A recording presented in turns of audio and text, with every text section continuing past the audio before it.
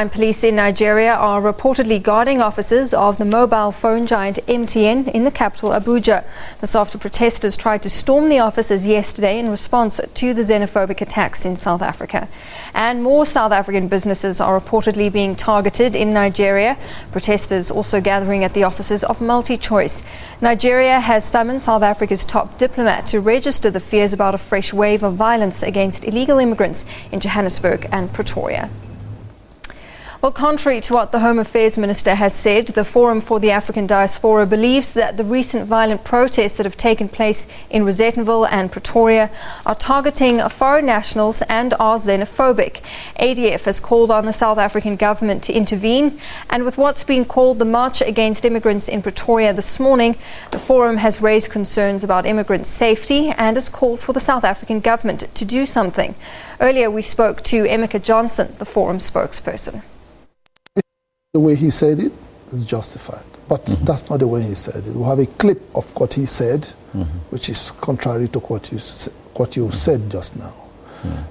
If he said that, Amnesty International would have indicted him, ADF wouldn't have indicted him, and AU wouldn't have indicted him. Even the Minister of Home Affairs disagreed with him. A cross-section of people all over. In fact, I think it's only Mashaba that has that idea that criminality in Johannesburg has to do with foreign migrants.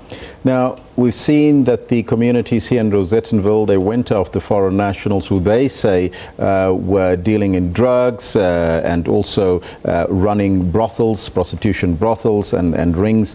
Now, if indeed that is the case, even what's happening in Pretoria, what is your message to those who obviously are not towing the line? Actually, well, that's not the case in the first place. We're on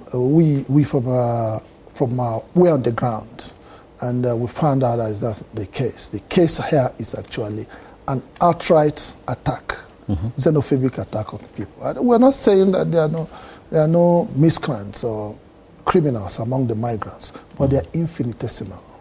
How many migrants are in South Africa in the first place? And look at the statistics. How many of these people have been convicted and arrested and convicted? That's where you get your statistics. They are there. But I mean, but South African government has the necessary institutions and they can activate to nail these people and let the laws of the land take position. What's your reaction to what's currently happening in Pretoria with the illegal march or the march against illegal immigrants in Pretoria? Well, that march has been planned over time. We tried to intervene by meeting the Mamelodi Residents Association, but they agreed initially. We wanted to meet them under the umbrella of the Mamelodi police station. But at the last minute they reneged. We wanted to know their concern and see how we can come in to add value to their concern. We are not saying they don't have concern, but we are saying that mob action is not the solution. You see, even if they do citizen arrest, it's legal. Do citizen arrest. If you see any person committing crime, but our own grudge is that criminality does not have nationality. If you're a criminal, you're a criminal. And the laws of the land should take position. Yes. Yeah, that's our agreement. But you see, the fears now is that this thing will snowball. We said we started shouting and crying since Mashaba's statement last year.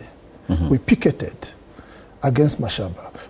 We wrote extensive memorandum which we circulated even to the presidency. We escalated it to the presidency and even to the parliament, the premier.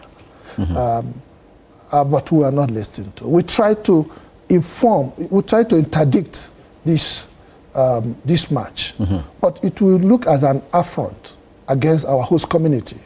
But who had expected South African well-meaning organizations to have interdicted this? Because what is actually happening, the news on the ground now is that even schools are closing, calling parents to come and take their words.